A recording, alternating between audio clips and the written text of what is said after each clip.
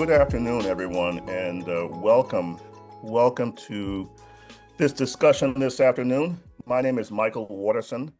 I am the National Program Director with the Schott Foundation for Public Education. It is a real pleasure to have everyone here with us today. We're going to spend a little bit of time this afternoon engaging in a very important discussion, a discussion about an issue that unfortunately has been with us for many, many years. And it is an issue that we continue to grapple with, but it's absolutely essential to the health and the vitality of our multiracial democracy. And of course, the issue that we're going to focus on today is really affordable housing and how affordable housing can change in a positive way, hopefully, the um, the lives of students, of young people going through our public school systems. To help me unpack this issue and have this really wonderful conversation this afternoon, we are joined and really honored to be joined by some truly outstanding individuals who are making incredible strides in creating major space in their own rights for social justice, for democracy, for all people. And so just want to take a moment to highlight and introduce our honored guest this afternoon. First, we're joined by Tiffani McCoy. Tiffani is the co-executive director for policy and advocacy with the Seattle-based House Our Neighbors. Tiffani was campaign manager for the landmark Yes on I-35 campaign, which was a ballot initiative that created the first social housing developer in the United States.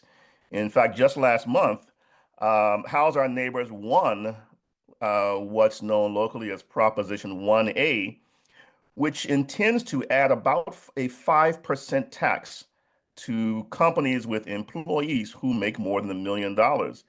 And that revenue base is intentionally going to fund social housing purchases and overall development in Seattle. So welcome, Tiffani. It's a really pleasure and an honor to have you with us. Next up is Mr. Brandon McGee. Brandon is the CEO of the Connecticut Social Equity Council. The council promotes equitable economic prosperity by supporting social equity entrepreneurs and reinvesting in the communities most impacted by the war on drugs. Now, Brandon has extensive experience in housing, both from his time as a state legislator and as deputy commissioner for Connecticut's Department of Housing. Brandon is absolutely an outstanding leader in the state of Connecticut. And of course, he and I share an affinity for Ithaca, New York, and Cornell University. Next, joining us is Nika Whitfield. Nika is the executive director and co-chair of Grassroots Arkansas. Anika is a native of Little Rock, Arkansas. She is legal guardian, caregiver. She is a podiatrist, an ordained minister, a community organizer, an activist, and a community gardener. She is a human being extraordinaire. Grassroots Arkansas is a grassroots organization of parents, students, educators, and community members who are committed to supporting, advocating for, protecting, and sustaining public school communities with representative democracy, equity, and justice. Grassroots Arkansas believes in building genuine, healthy, and sustainable relationships for all people. Welcome, Anika. It's a real pleasure to have you with us. And then lastly, we were going to be joined by LaRussell. LaRussell is a hip hop artist, an advocate, an entrepreneur, born in Vallejo, California. He is proudly independent, is building his own musical infrastructure in his Bay Area hometown. And he hosts these very popular backyard residency concerts, as they are called. He is the founder and creator of Good Company, a nonprofit that brings local artists' visions to life through newer products and apparel. And late last year, LaRussell was featured on NPR's Tiny Desk concert series. Unfortunately, LaRussell could not join us this afternoon, but in place, he is offered to share with us his thoughts on video. Thankfully, like we moved from Oakland to Vallejo via Section 8, and I was like 4, and I've been in that same crib since. And even in terms of schooling, I remember when I was coming up, the last year I graduated was when they start kind of, I guess, zoning the city to where if you lived in like North Vallejo where I stayed, you can no longer go to school in East Vallejo. So I was kind of fortunate because I was able to go to school across town, which was a slightly better school at the time, you know. So I wasn't at a disadvantage to it. But now, you know, kids that stay on my side of town aren't able to go to school on that side of town. They got to go to the school within their zone. Growing up in Vallejo, I felt like everything was missing for students, and still is. You know, it's hard to educate kids that's in the hood or coming out of poverty or coming through tough living conditions, because the last thing on our mind is learning. You know, we worried about what's going on in the school, having to go to the back of school, getting right. It's so many things you got to worry about just at the school, on the way to school, and on the way home, that it's hard to even focus on school. Man, me providing housing for all of these members of the squad that's able to live with me and just focus on their goals and chase after what they truly desire impacts the community fully. I mean, and beyond the people living there, the people outside, you know, we have so many people that drive by or just see us walking around the hood, and it builds so much motivation and inspiration to the community that we in, knowing that we there and we building something. My work with Good Company is creating a loving community for students and beyond, and adults and little kids by, like I said, just being active in the community and being outside. When people see someone successful every day, they see someone who made it every day, they hear the stories, they benefit from it, they get the food, they get all the things you pour in, they outside playing with you, it changes everything. You know, we just did a show and we went to the park after, and someone came up to me and said, man, after you left, we was there for like another hour and a half just outside. You know, you get that lingering effect. So everything that we do just kind of lingers, and eventually it'll just become the norm. Absolutely amazing. Just want to give our thanks and appreciation to LaRussell for sharing with us his thoughts and his perspective. Um, couldn't help notice and feel this important through line about building a real community, a sustainable community, and certainly seeing the pictures, at least for me, you sort of got a sense that this really was and is a deeply interconnected community, and I think that's what we all strive for ultimately, right? So just want to express our appreciation to LaRussell. I now want to turn to the three of you, and I want to ask you to starting out to sort of keep in mind the image I think that LaRussell has drawn for us, and talk about the current housing crisis in America.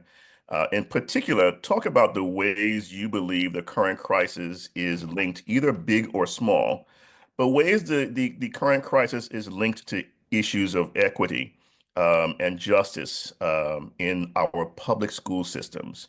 Let me start with you, Tiffani. Yeah, thank you, Michael, and I'm super happy to be here with you all, and super powerful people, and having a vision that is better than the one that we're currently living in for ourselves, for our students, for our youth, for just our future. So thanks for having me. I would define our current housing crisis as one that is criminally over-reliant on the for-profit market for one of our most basic fundamental human needs, shelter. Our governments and our policies have allowed for the full commodification of housing. Housing is not a human right. It's not a public good. It's something to extract profit off of.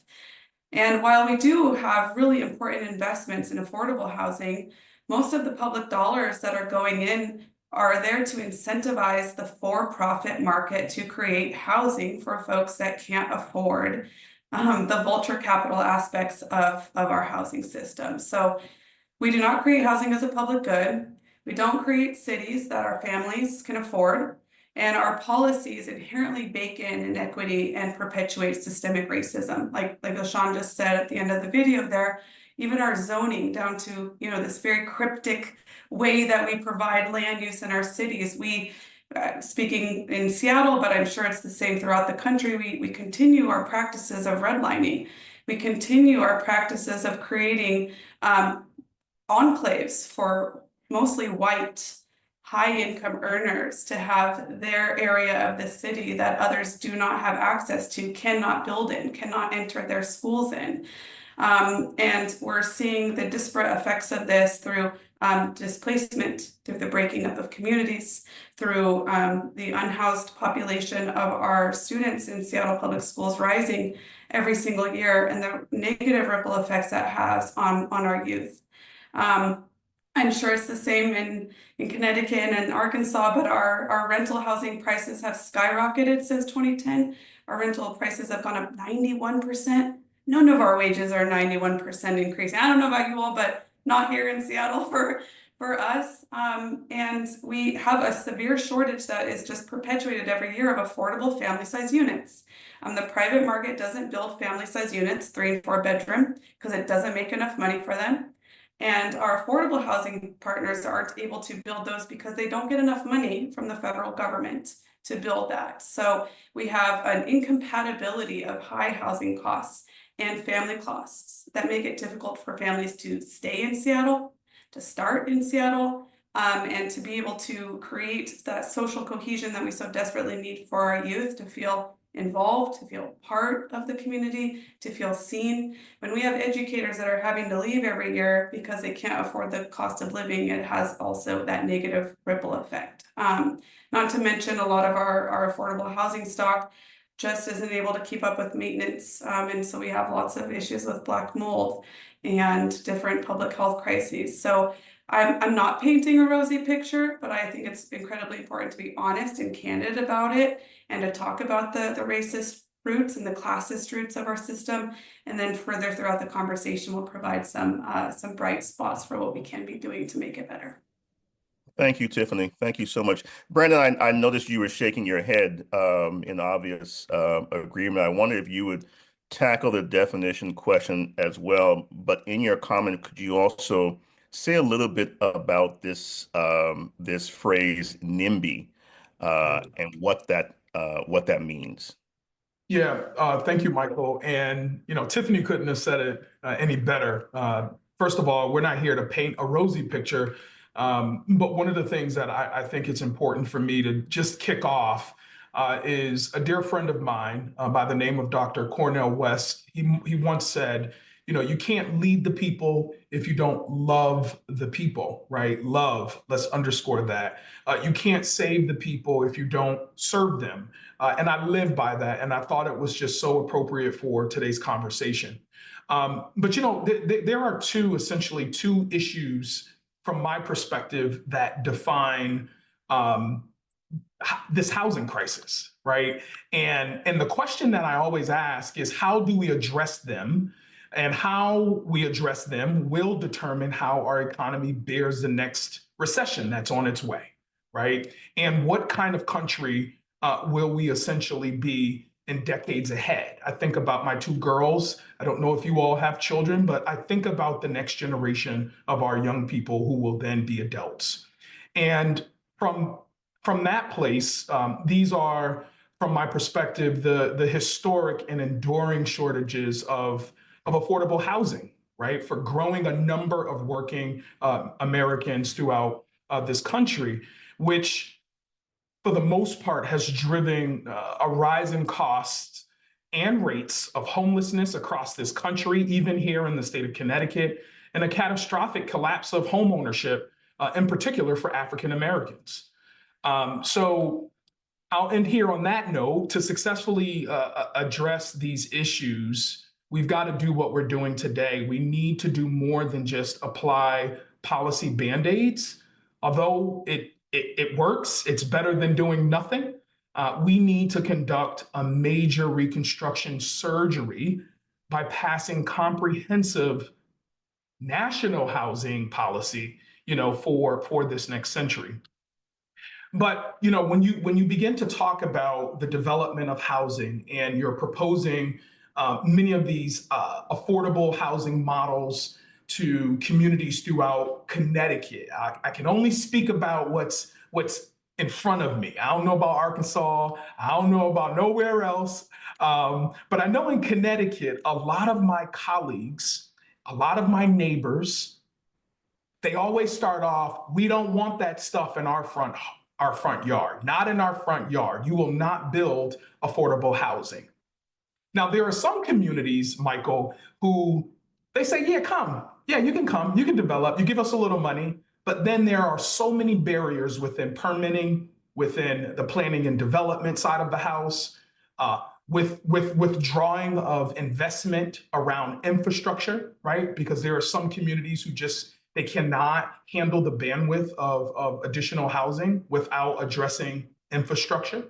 But I think one of the other most important pieces in all of this is the lack of affordable housing, and you juxtapose that to public school or access to public quality education. As a product of the school busing system, and we call ours the Chef versus O'Neill. It was a landmark integration case here in the state of Connecticut that basically created some really, really grand opportunities for young people who came from cities like Hartford, where I grew up, and go to school out in a suburban neighborhood in hopes of a better and brighter future. Well, what has happened?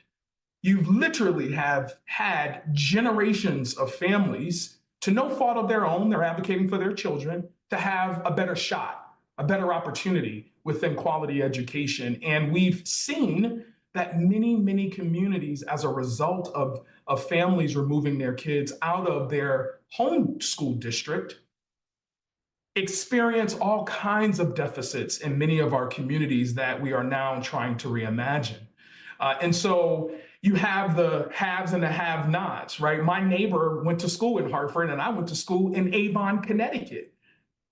How did you think my neighbor felt when I went away and he had to go to a school that didn't have all of the means that I had the privilege of experiencing? And so I think Tiffani, she said it so well. There is a lot of injustices, both in housing, but also in our education system, but you can't do one without the other. So I have so much more to say, but I think I'll stop there and provide more later in the conversation. Thank you, Brandon. And I'm very familiar with the differences in terms of facilities and infrastructural amenities, I'll say, available in Avon, Connecticut, and other places versus Hartford. Anika, I want to pull you in. I think everyone who is joining our conversation this afternoon is very, very well aware of the important history and the important role that Little Rock specifically has played in the evolution of multiracial democracy in the United States, both in education as well as in housing. I want you to tackle this definition question, how you sort of define the housing crisis. But I also want, if you could, to say a little bit about how movement struggles are unfolding or progressing given the past in Little Rock. Thank you so much, Michael. And again, I'm glad to be able to serve on this panel. I want to say that Tiffani knocked it out of the park, and then Brandon came in and brought in the rest of the runners. So yes, and I also want to thank LaRussell. I could feel the energy of connectivity, of relationship, of love in that video. And it was just so powerful to hear him underscoring the fact that relationships that are based in genuine love are just so essential. But the crisis of housing is virtually like the other crises that we have in our country. And they're, for me, defined as a lack of embrace of common humanity. in a culture of acceptance of greed and division that's masked with ideologies and theologies of scarcity. America has a horrible epidemic of imposing poverty and scarcity upon people who have been devalued for a variety of reasons: ethnicity, culture, gender, identity, political affiliation. And the truth of the matter is, as we all know, we have more than enough land. We have more than enough skilled people who can restore houses, restore buildings, restore homes, who can maintain and restore schools that are safe and healthy foundations for individuals and families, not only to live in, but to learn in and to grow in. In the state of Arkansas, as you said, we have this history where we had a governor to impose harms on children who wanted equity in education, who were in neighborhoods and schools that lacked the equity. They had amazing educators, they had amazing students, but what they lacked was the equity in the housing of their buildings. And we have to remember that students are in school at least about 8 hours a day, if not more, if they're in extracurricular activities. Um, and that is their home, right? For 9 months out of the year, that is one of their primary homes. And so, for a lot of children, what do their homes look like? Their homes in these school buildings look like water running out of the ceiling. They look like mold in the walls and the floors. They look like running water that you may not want to drink.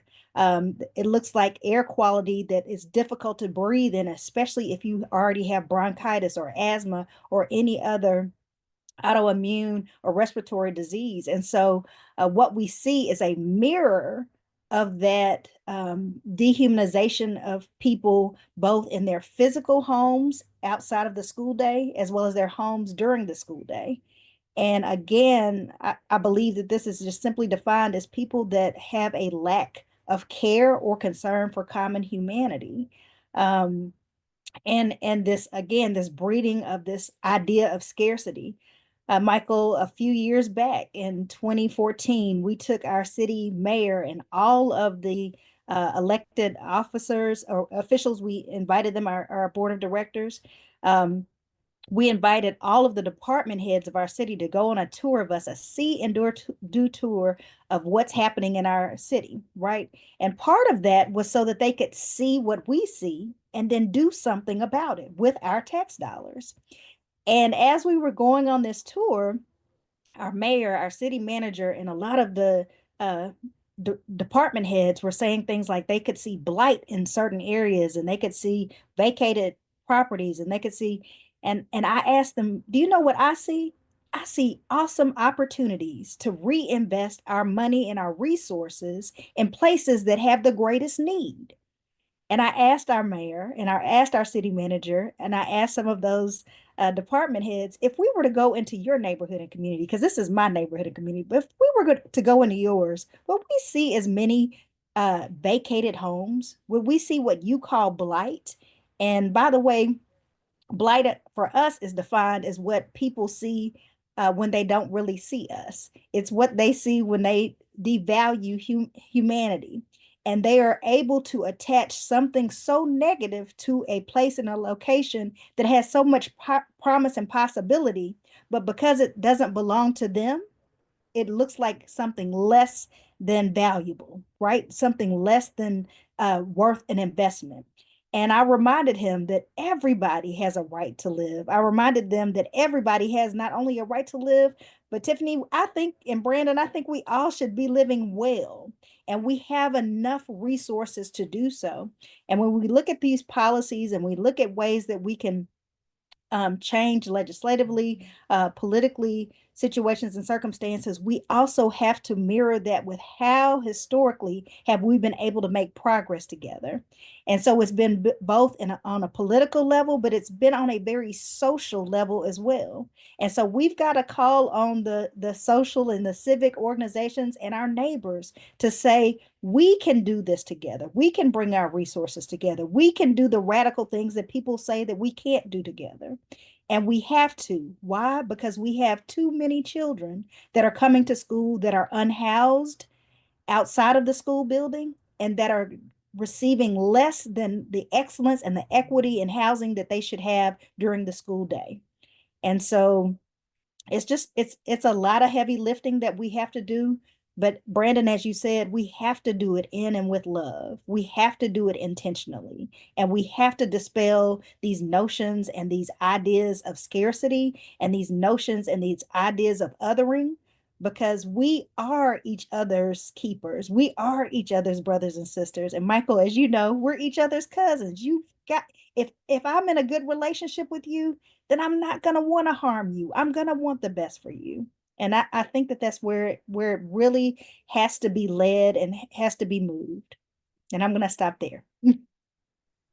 Amen and inshallah, Cousin Anika. Thank you very much for that. So I appreciate all of you really paying attention to and lifting up the interconnectedness of all of these issues. And also you're lifting up this the centrality and the importance of love as sort of a governing factor in our relationships. Some would even call it basic respect for one another as humans. I think that's you talked about the basic humanity, Anika. But I'm curious. I wonder if you all could share a little bit about, again, focusing on the intersectionality and the interconnectedness of the work that is going on in or that has to occur in our communities. Talk a little bit about your experience working with building connections and building coalitions in your local community in order to move a housing agenda or the housing needle, so to speak, forward for the maximum benefit of people. Brandon, let me start with you. Sure. Thank you, Michael. And I'll send my offering to Anika after. That's what we do in the Black church. But I will say, Michael, it's a great question, because oftentimes we talk policy, we talk all of our philosophy, but we know that we can't work in silos, right? And so we've got to be able to work together. And while I'm here representing the Social Equity Council here in Connecticut, as already mentioned, my former hat, I worked within the State Department of Housing, essentially the public housing authority for the state of Connecticut. And one of the things we wanted to do, obviously, build more housing, affordable rents, affordable home ownership, all of the above. But we didn't have the data around who's actually sleeping outside, who's homeless. And then we begin to back into, okay, so maybe in Eastern Connecticut, we need to develop some more home ownership opportunities, or both. We need to create more rental spaces that are affordable for families. And so in partnership with Governor Ned Lamont and a few others, the legislature, Connecticut, we established, and we're not the first to actually do this, but we established what we call the Council on Homelessness, and this idea of interagencies, working together to respond to the growing needs of many of our homeless population was really important. One of the things I shared with Michael before the call, even with Patrick, was, this usually agencies, we're working with Brandon on so many different levels, right? Brandon can go to the Department of Housing for some support. I may even have a child who is involved in DCF or DSS, but we're all sort of working on our own islands. And so we said, you know what? The council will consist of leaders from all of these state agencies that are responsible for housing and intervention support services.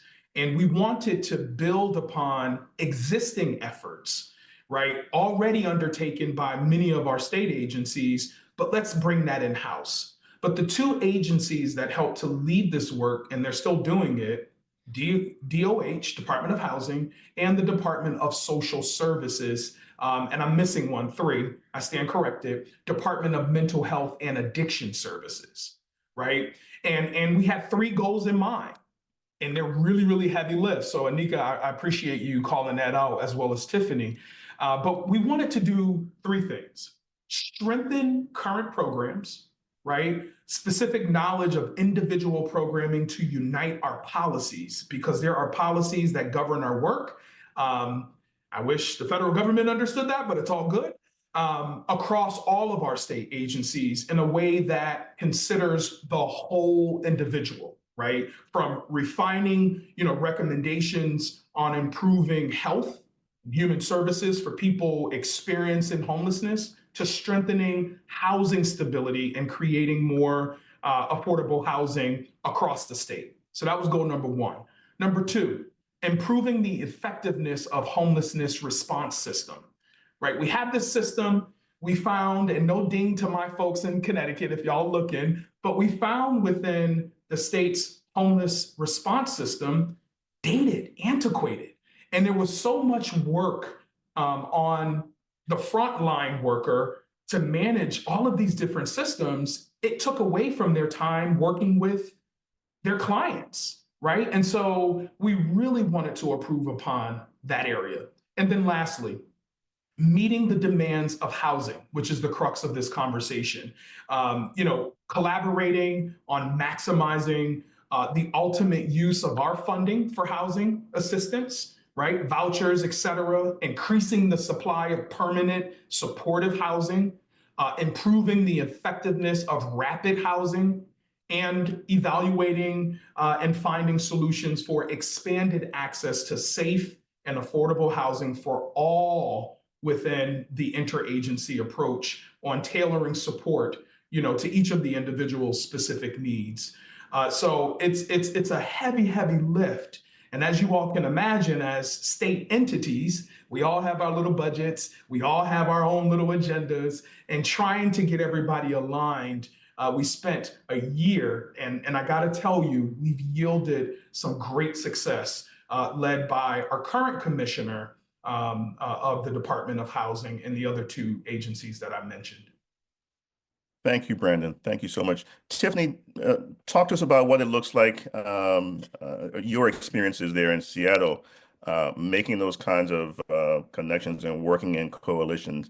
But I also want you to say a little bit, if you can, about the degree to which or how you all have taken advantage of important and unique challenges or opportunities like ballot initiatives, and as it relates to sort of playing the legislative game to move things forward.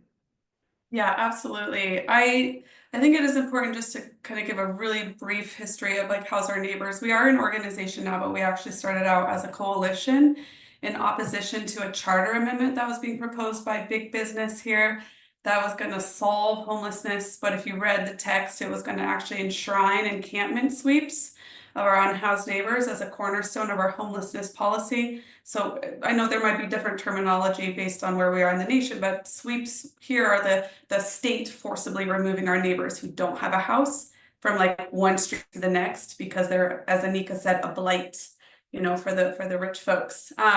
So we came out in opposition to that, and we're successful in getting that kicked off the ballot. We were a group of folks that worked with our unhoused neighbors, did mutual aid, went and tried to stop sweeps, and also a group of folks that believe in alternatives to our carceral police state. So deeply loving community, a community that deeply believes in our power that we hold as just regular people, that we don't have to depend on electeds to save us. We can do that among ourselves by building community and building structure and utilizing the ballot initiative process, which, again, I don't know that the other folks that are representing different states here have the access to, but we wanted to use this. So we wanted to be able to put forward an actual approach that we thought would address homelessness and the housing crisis instead of more police, more carceral systems.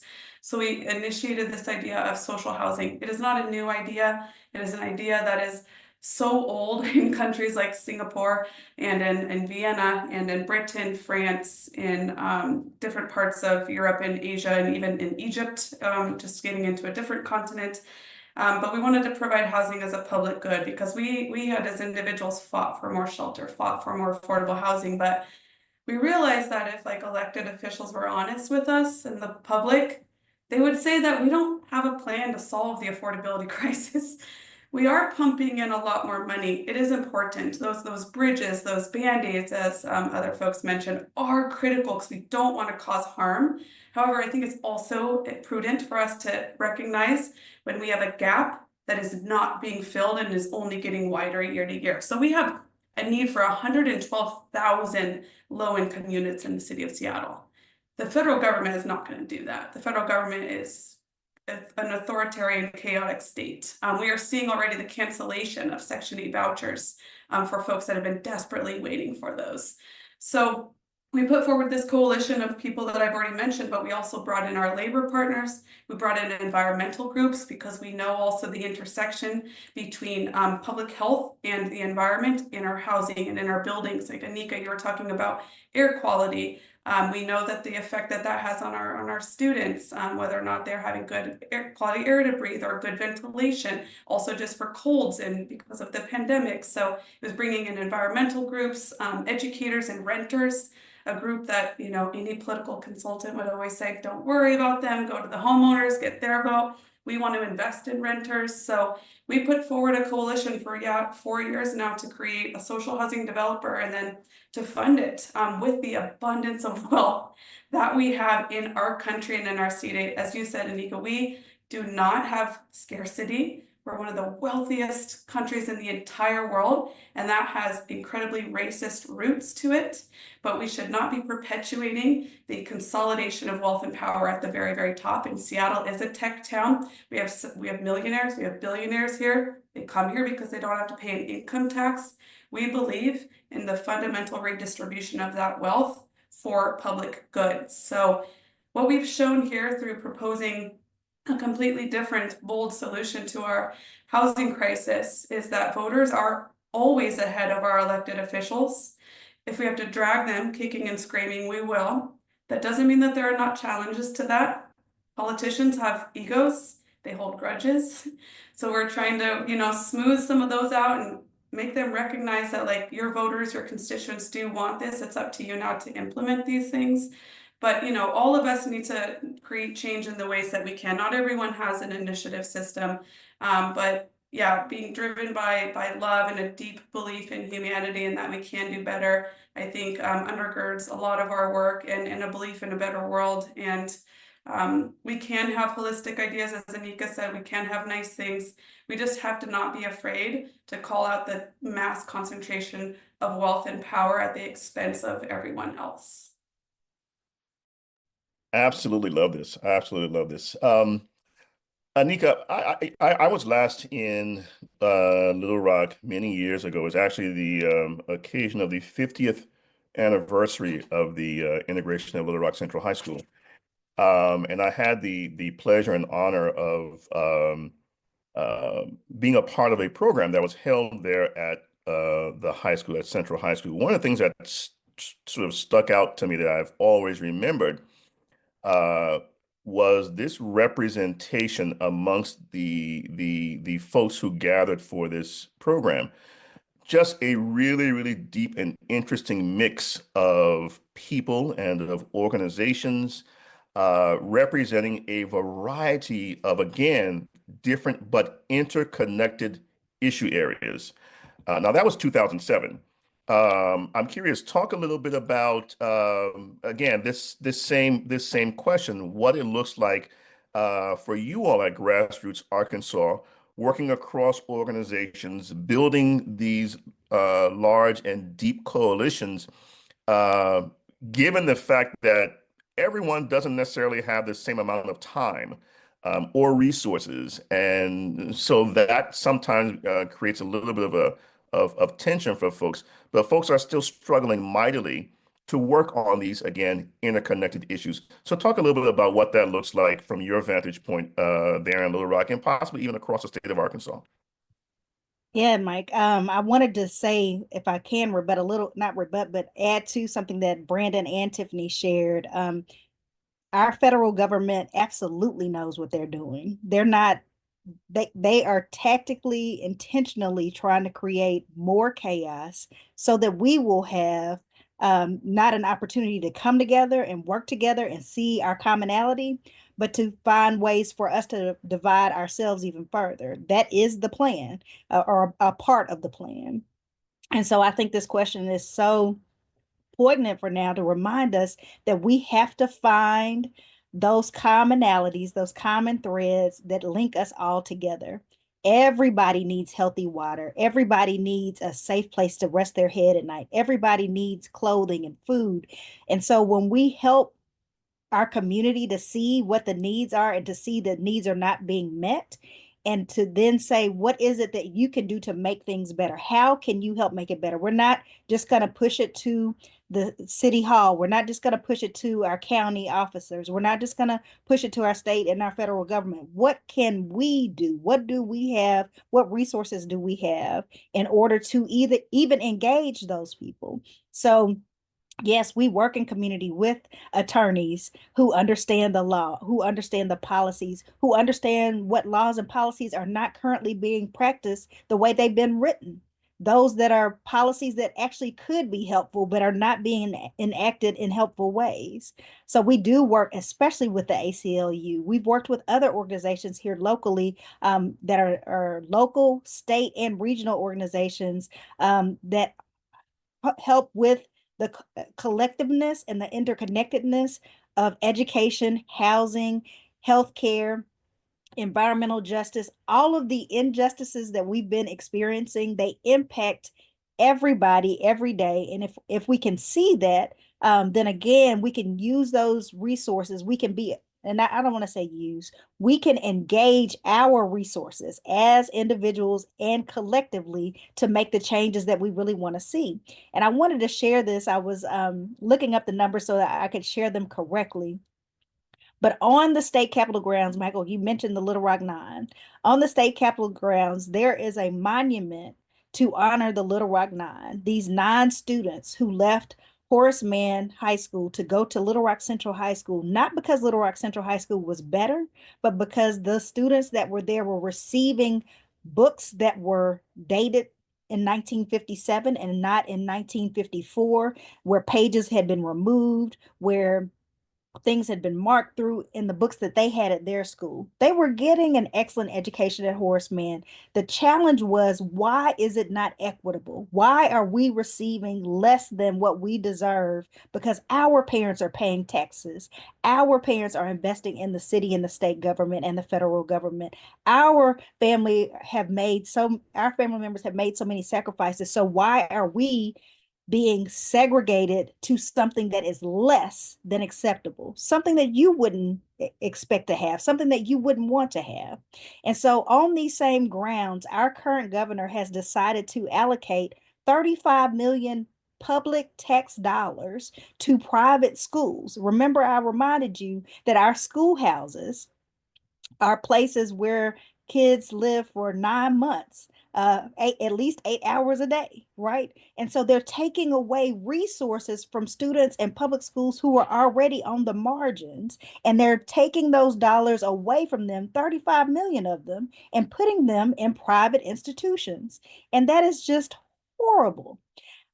Along with that, I forgot to mention that in the state of Arkansas, the Department of Correction, or is what they call it, that our prison and jail systems are under the Department of Education in our state. And so not only are our dollars being spent to help people who already are privileged, but they're also being spent to harm people who oftentimes are in situations such as being imprisoned or detained because of poverty, because they don't have uh, representation, because they cannot afford to pay fines and fees. And so what we're looking at here in our state of Arkansas, instead of expanding resources because we've had a surplus to help our public schools and public education, we are defunding public schools and public school houses and homes for students every day, right? And not only on a level of putting them into private schools, but also into these private prisons. And so our state has decided to invest last Thursday $750 million in building beds for people that they are anticipating incarcerating.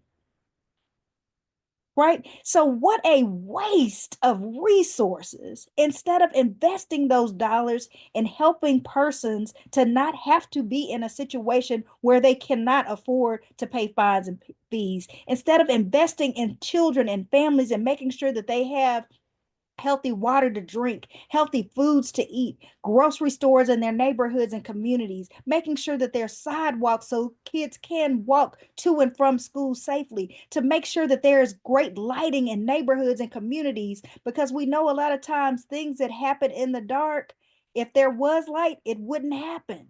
So we want to make sure, and how do we do that?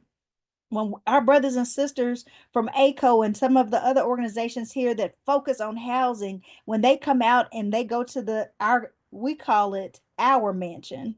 Other people call it the governor's mansion, but it belongs to the people. When they go to our mansion, we go and stand with them because we recognize that everybody has a right to live and to live well. And so when housing is an issue in your home outside of school, housing is an issue for the kids that are inside the schools. And so we have to stand together. When we're in our legislative session right now, and so you see some of the same people, you'll see me with some of our brothers and sisters who are there saying, no, we do not want you to invest a lot of money in making sure that people who have been imprisoned in the state of Arkansas have the harshest living conditions in our state. No, we don't want you to invest our dollars in doing that. And a last point that I want to make is the state of Arkansas has a surplus, right? Recently, I guess a couple of months ago when we had our ice storm, people were really conscious and aware that there were animals that were out in the cold. And so there was like this major move and major shift on so many different people's efforts to make sure the animals were safe.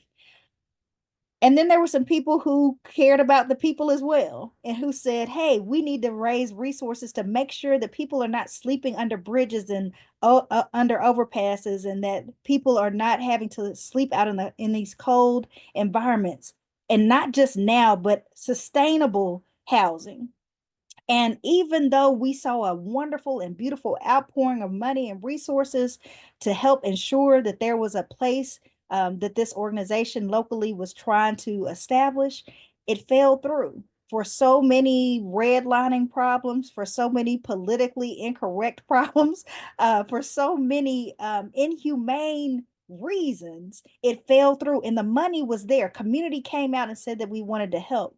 Now, Michael, to that point, and Tiffani and Brandon and those that are listening, yes, I think the government should have stepped in. Yes, I think that there were other resources and maybe even legal actions that should have stepped in to ensure that everybody had a warm place to stay and to be safe in those very frigid environments.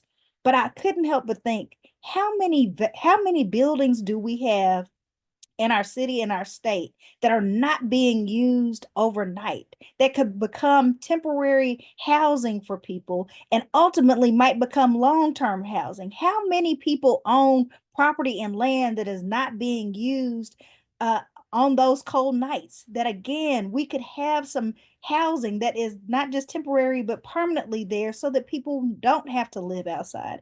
And what are we doing in our healthcare systems that we throw away people because they have mental health problems and mental health disease that is no different than a heart disease, that's no different than kidney disease or lung disease, who deserve excellence in health and wellness care? And so we see this both in our adult population and in our student and children populations, where we have children inside of classrooms that cannot focus in classrooms because the healthcare system is so broken, is so ineffective, that children that need individualized education plans cannot get the resources that they need because the public schools do not have the type of resources to evaluate the students. They don't have the psychologists, the social workers, and the persons who can come in and assist not just the child, but the family. And what are we doing, Michael? What are we doing, Tiffani? What are we doing, Brandon? We're putting that money in a prison system, awaiting people to be put in that system to be housed there. What are we doing? We're taking that money away from public schools and putting it in the hands of people who are already wealthy, who chose not to go to public schools because they did not want their children to be housed with kids that they have othered. So, yeah, we've got work to do and we have to work together and we've got to do it in love and we've got to call it out in love. Because if we act like this is normal, that this is okay, that this is acceptable, then we'll keep getting the results that we've been seeing. But the minute we raise the roof, the minute we call it out, the minute we turn the lights on and say, no more of this, hey, we'll start seeing the shifts we need to see. Yeah. Wow. Thank you. Thank you. Thank you so much, Anika. Listening to all of you, I just want to say really quickly, three things just kind of came to mind for me. One, I would really encourage everyone in sort of our audience land, if they can, to get a hold of a book called The Color of Law, written by Richard Rothstein. It is really an excellent treatise, an excellent description of the history of what we're talking about, and it does an outstanding job of linking that history to what we are experiencing today. The second observation I want to make very quickly is, Anika, I think I probably join both Brandon and Tiffani and probably those who are watching. We all, I believe, paused and probably even gasped a little bit when you described the connection in Arkansas between the Department of Education and the Department of Correction. And I hope folks will allow that to sink in for a moment, because it says a lot about how decision makers are thinking about our most precious resources, our young people. And then lastly, I think we all also sort of paused when you talked about the choice being made in Arkansas to spend about $750 million on corrections related expenses as opposed to housing, education, or all those kinds of things. And I just want to remind everyone that ultimately budgets, state or federal or what have you, are really expressions of moral choices. They are expressions of love, which is exactly what we're talking about. So I love the fact that you all have also all touched on the role that policymakers and legislation can play in all of this, and more importantly, the role that all of you and the folks that you tend to work with as community leaders and activists can also play in moving a conversation and an agenda forward.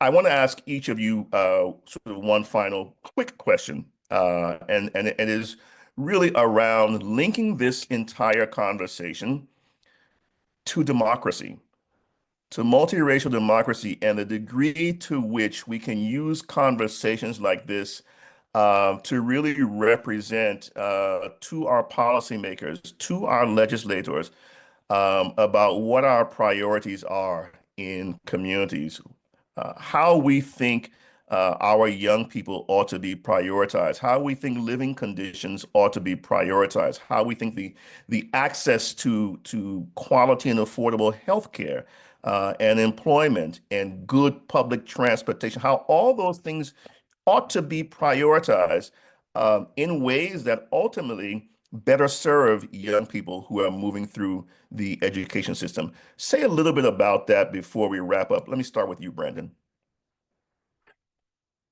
Oh man, I was waiting for Tiffani to talk. I sat back. Michael, this has been a great conversation, and it feels like we're just getting started, right? So there needs to be part two of this.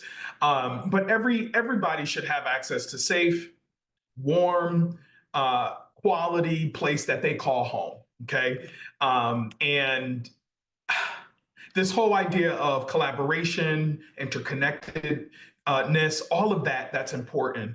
But I'm quickly reminded of the asset limited income constrained employed population, better known as ALICE, right? And we have them throughout the country. But here in Connecticut, there are 1.4 million families who have been identified within this ALICE structure, right? And 11% of those folks, they live in poverty.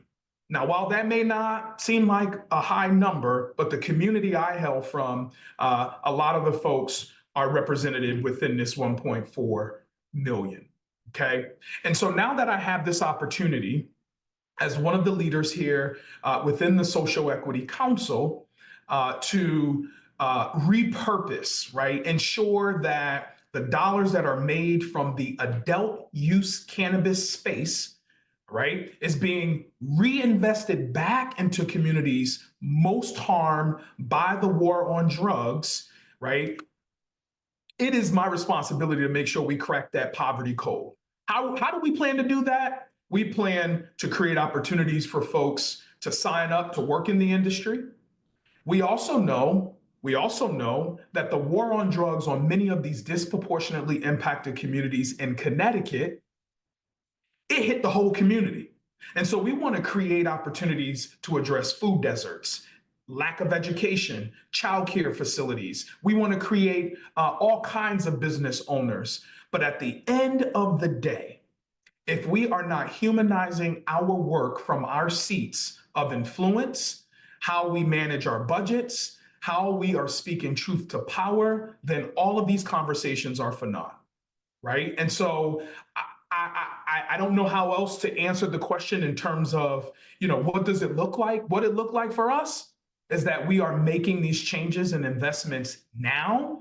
And I will say this, while there is equity in our organization's name and we are unapologetic about it, and thankfully, our dollars are not connected to the federal government, we are going to reinvest these dollars in places and ways that it will be felt and sustainable.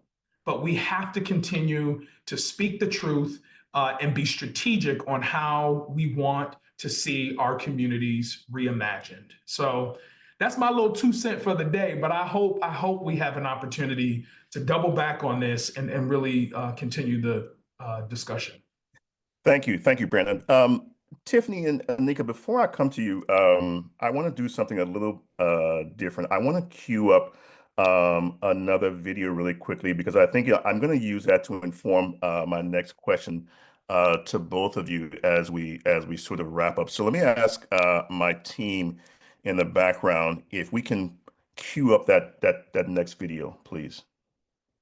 The San Diego Unified School District is pursuing a targeted solution to the county's affordable housing crisis. District leaders want to create options for 10% of their workforce over the next 10 years. Supporters like Isel Martinez think it's a step in the right direction. My hope is that moving forward, it's not just that 10%.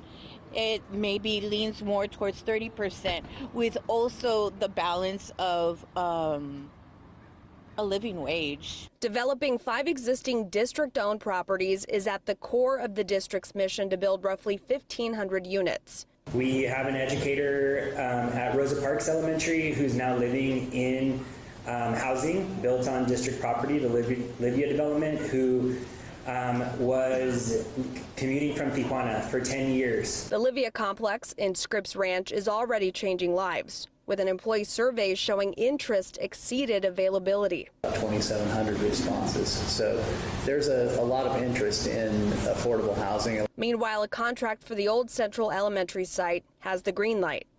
San Diego Unified will also establish a regional housing finance authority with the San Diego Community College District and hold listening sessions at each of the different 5 property sites in order to help shape future proposals.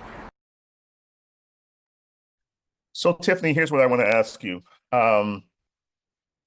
In sort of your last comment, I wonder if you could point to specific things that you believe certainly Seattle, but perhaps other cities ought to engage in to positively impact all of what we're talking about. And that's why I wanted us to show that video, because I think in some ways it gets at communities undertaking very specific actions to sort of move the agenda forward. What kind of things come to mind for you that you think cities should adopt moving forward? Yeah, I just am going back with that video to what Anika said about all of the land that we have and all of the buildings that we already have. And what we're just really lacking is like creativity and the movement of money to those services to turn them into goods for the public use. That what's happening in San Diego is really great. It's not enough, but we should be looking, cities should be looking at their surplus land and how they can create that into a public good, how they can create that into housing that is publicly owned and permanently affordable. All of our affordable housing tools right now have a time limit on them. 15 years, 30 years, 50 years, as if we're not going to need that affordable housing after that. I don't know about you, but all of this is setting up just a scenario where we're perpetually underdeveloping, perpetually allowing for families and for communities to be displaced from their neighborhoods. So we should be robustly looking at the wealth in our cities, redistributing back that to the public good. And we've even had churches here in the city of Seattle who have all of this land who want to like sell it to the or give it to the social housing developer because that can create housing that is publicly owned as an asset forever in perpetuity. So we should be looking at these, especially in the light of the authoritarian turn in the federal government, where HUD is already seeing cuts, where Section 8 vouchers are already evaporating. We should be looking to cross subsidy models where we don't just have folks that are low income living in a building, but having folks across the income spectrum living in a building where those who have the higher income rents cross-subsidizing those at the lower income, which can create more housing than what we're currently doing, just relying on the scarcity of what the federal government perpetuates. We should be looking at that. I think that this is as much as I hate to say it, Michael, this is an opportunity. What's happening under the Housing and Urban Development Department and with Trump for cities to look at Trump-proofing, HUD-proofing their housing systems away from the scraps that the federal government is willing to give us year to year. Wow. Thank you, Tiffani. So, Anika, let me end with you. Arkansas is probably clearly a red state. I'm curious, what would you recommend states like Arkansas should think about doing to move this agenda forward? What kind of things should a state like Arkansas be adopting that might be instructive for other red states? Well, I think one of the things that we have been doing is encouraging our sisters and our brothers who are of European descent to be on the front lines to speak, because unfortunately, a lot of our legislators do not have a lot of respect for people that are of African descent, of Latinx or Mexican or Hispanic descent. And so we want them to hear from and see people who they do respect, who can speak up for equity and justice and for liberation, for human rights that are being denied. You were posing the question initially about, what can we do? How do we engage?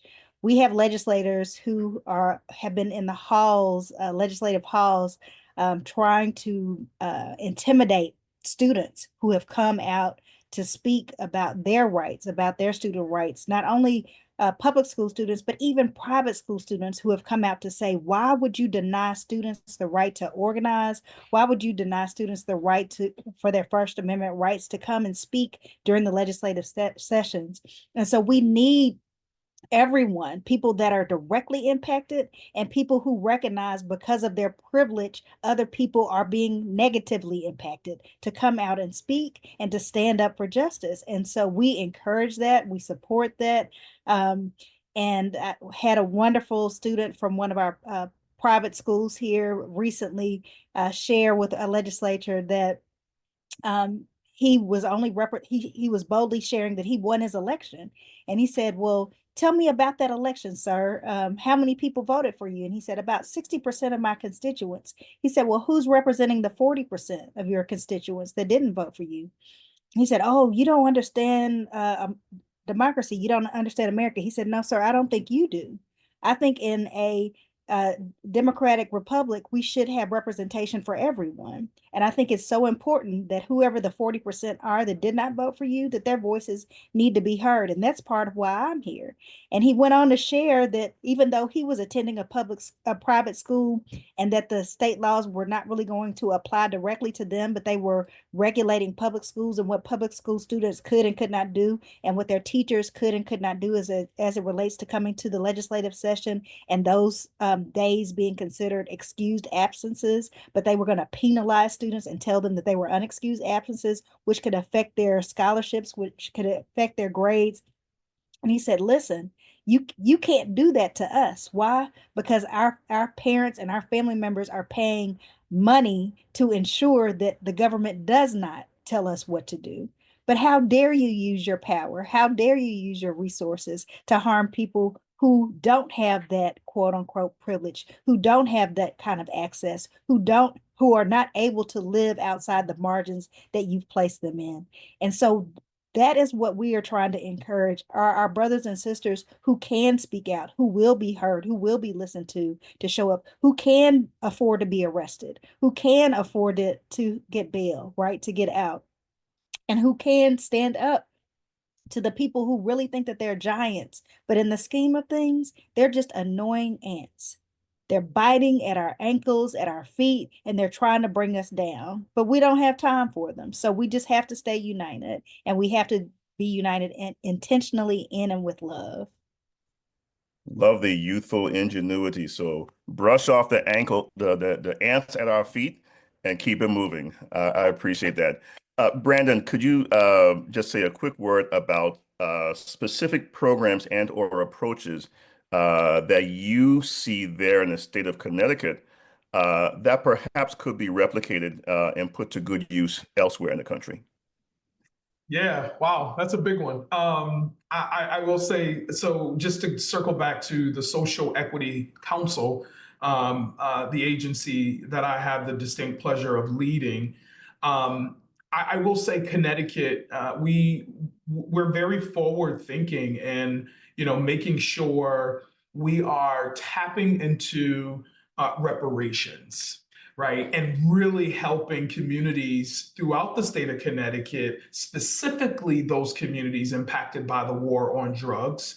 And, as a former policymaker, legislator, well over 12 years, I served as one of the chief proponents of declaring racism as a public health crisis.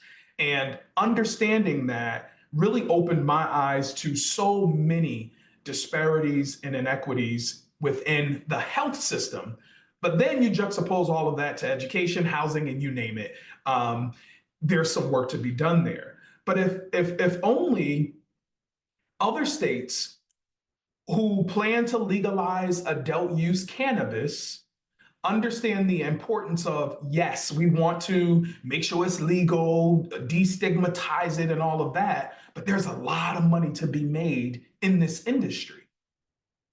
How could we reimagine our communities that have been under-resourced, underfunded for decades, receive an insurgent of dollars that could help out and building, again, communities from ground zero, development of housing, an influx or insurgent of dollars for rebuilding public schools, et cetera.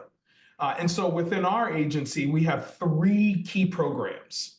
That is our revolving loan program for individuals who are interested in starting their business within these communities. We're not trying to be everything to everybody.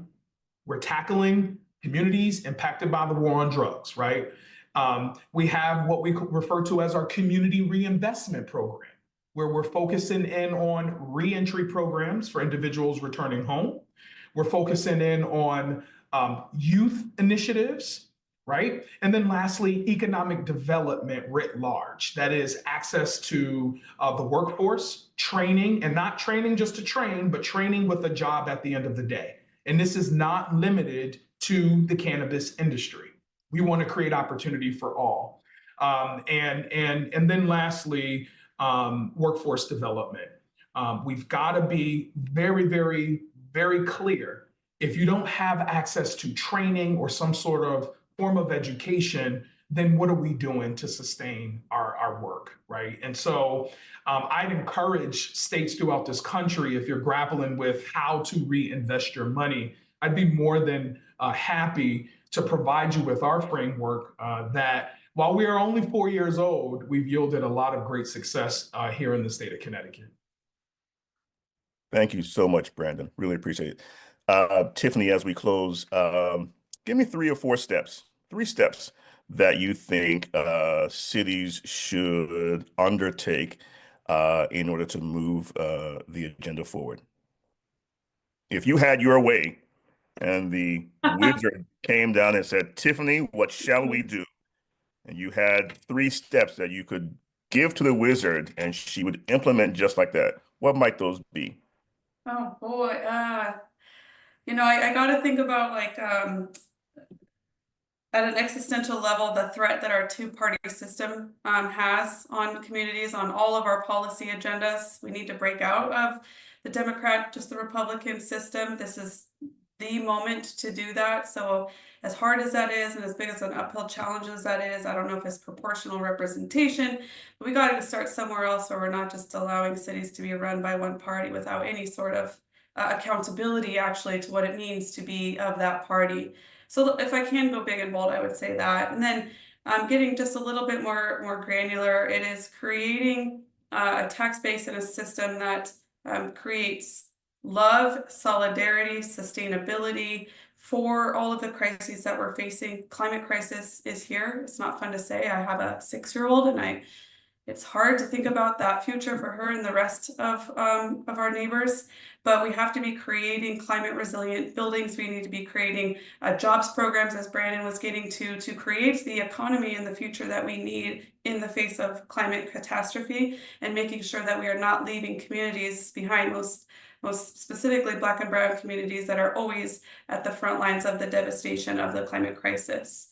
And then for a third thing I would say is, just not being afraid to stand up to power at this pivotal moment, especially as Anika said, for folks of European descent, folks that are white, standing up as much as we can right now in the face of tyranny and this authoritarian turn. I know that's not the subject of what we're talking about now, but I think that it is incumbent upon us to always be bringing that nightmare into these spaces to talk about.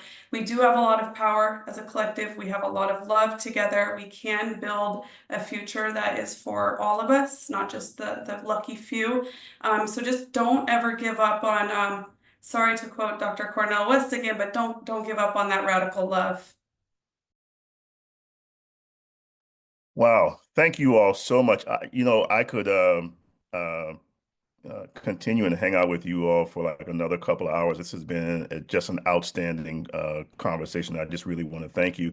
I do want to say this really quickly in closing. Part of the reason why we wanted to have this conversation at the Schott Foundation for Public Education, this notion of the intersection between housing and education and all of these other issue areas, and how they ultimately feed into the building and the sustaining of a vibrant multiracial democracy is very, very important to us. In many ways, a lot of what we have achieved in this country can be thought of as sort of a down payment, if you will, on building that real multiracial democracy. We're not there yet, but we certainly have the building blocks, and we just now need to take a hold of those building blocks and put them in their proper place so that we guarantee a certain kind of future for those who are coming after us. Tiffani, you're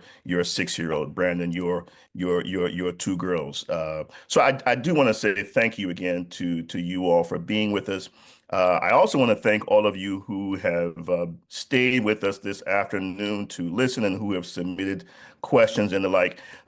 If you are interested, for those of you who join us this afternoon, if you're interested or would like to learn more about how we sort of plan to approach some of these very thorny intersectional issues, I would just invite you to stay tuned for the next edition of the Schott Foundation's Loving Cities Index. The index, the next iteration thereof, will be released on April 30th. And it is a very intentional look at how cities can and should align all of these resources in a very loving way so that essentially cities are providing the kind of wraparound environment that is essential for people to thrive.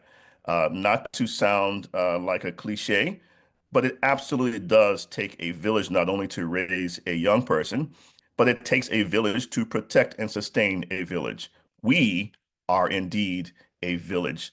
So I want to thank you all again for being with us this afternoon. It's been a real pleasure hanging out with the three of you. And I end where I started. Thank you all. Amen. Inshallah. Let's move forward and do this. Thank you.